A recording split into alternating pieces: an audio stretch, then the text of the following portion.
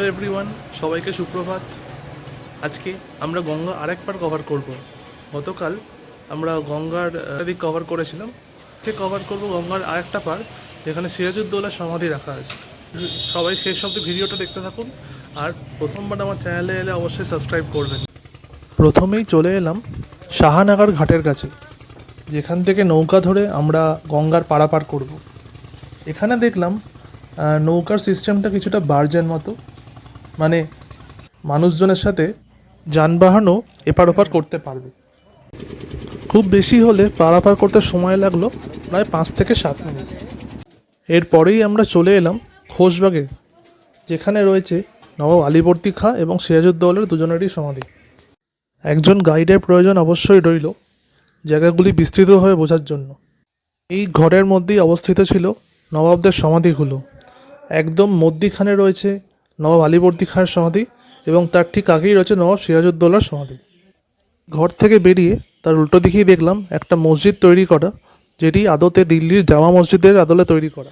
এখানেই রয়েছে সিরাজউদ্দৌলার পরিবারের 17টি কবর, যাদের হত্যা করা হয়েছিল মির্জাফরের পরিবার দ্বারা। আমরা এর পরের দর্শনীয় স্থান দেখতে যাওয়ার মাঝে দেখে নিলাম যে রাস্তায় এক জায়গায় নাকি ভালো গুড় তৈরি হচ্ছে, এবং ব্যাপারটা অর্গ্যানিক মনে হওয়াতে আমরা কিছু গুড় আর পাটালি বাড়ির জন্য নিয়েও নিলাম। এরপরেই চলে এলাম মা কিরিটেশ্বরী মন্দিরের স্থানে। পুরাণ মতে কথিত আছে যে এটি হলো 51টির মধ্যে একটি সতীপীঠ। আদতে এখানে নাকি মায়ের মুকুট পড়েছিল।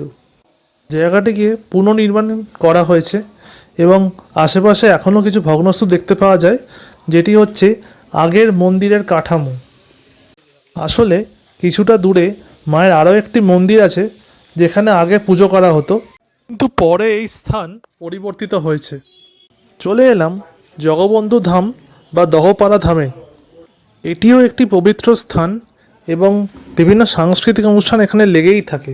জায়গাটি দেখে ভারী মনে ধরল, কারণ জায়গাটি আয়তনে বেশ বড়, এবং সকাল সকালই হরিনাম কীর্তনের সংস্পর্শে এলাম। আবার এই পারে আমাদের ফেরার পালা। একটা জিনিস লক্ষ্য করলাম, ওই পারে কোনো জায়গারই প্রবেশ মূল্য নেই। এরপর চলে এলাম সেই ঐতিহাসিক জায়গায়, এখানে বসতো একসময় মুর্শিদাবাদের রাজসভা। হ্যাঁ, আমি হাজারদুয়ারির কথাই বলছি। এখানে সেই কামান কোষা কামানের ক্ষুদ্র সংস্করণ দেখতে পেলাম, এবং উল্টো দিকে রয়েছে ইমামবাড়া, যেটি সবসময় বন্ধ থাকে। অবশ্য এই জায়গাটি এত মাহাত্ম্য আমাদের ছেড়ে যেতে ইচ্ছা করছিল না। ভেতরে একটি সুন্দর মিউজিয়াম ছিল, যার ফটো বা ভিডিও কোনোটাই আমরা তুলতে পারিনি। অবশ্যই দোকান তুলতে দেওয়া নিষেধ ছিল। এখানে মুর্শিদ কুলি খাঁ এবং সিরাজের সম্পর্কের ব্যাপারেও জানলাম।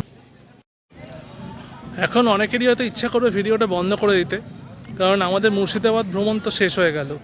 কিন্তু আমার কথা যদি শোনেন, তাহলে আমি বলবো এখনই ভিডিওটা বন্ধ করবেন না, কি পিকচার। আমি লাঞ্চ শেষ করে এবং ফ্রেশ হয়ে নিয়ে বিকেলের দিকে যাচ্ছি জিয়াগঞ্জের দিকে, যেটা প্রায় মুর্শিদাবাদ থেকে 45 মিনিটের দূরত্বে।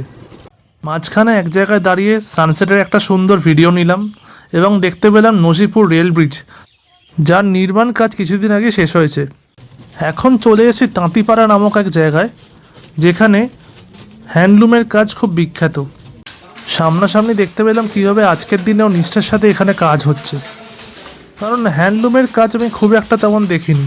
অবশ্য কাজ হওয়ার সাথে সাথে এখানে কিছু দোকানও তৈরি করা হয়েছে, যেখানে এরা নিজেদের আর্টটা বিক্রি করতে পারে শাড়ির মাধ্যমে, এবং এখানে আপনি ভিড়টাই দেখতেই পাচ্ছেন। জিয়াগঞ্জ থেকে ফেরার সময় বাংলার গর্ব এবং বিখ্যাত গায়ক অরিজিৎ সিংয়ের বাড়িও দর্শন হলো। আজকের মতো ভ্রমণ এখানেই শেষ হলো। সকলকে শুভরাত্রি। পরের দিন ভোর রাতে আমরা প্রায় হোটেল থেকে বেরিয়ে পড়েছিলাম, এবং খুব কাক ভোরেই আমরা মুর্শিদাবাদ স্টেশনে চলে এসেছিলাম, কারণ আমাদের ট্রেন ছিল সকাল 6:30 নাগাদ। আমাদের এখন ট্রিপের অন্তিম পর্যায়ে, তাই আমার বলতে দ্বিধা নেই। রাজস্থান থেকে শুরু করে আর মুর্শিদাবাদ অবধি আমি ঐতিহাসিক স্থান অনেক ঘুরে ফেললাম, এবং এভাবেই আমাদের ট্রিপ শেষ হলো।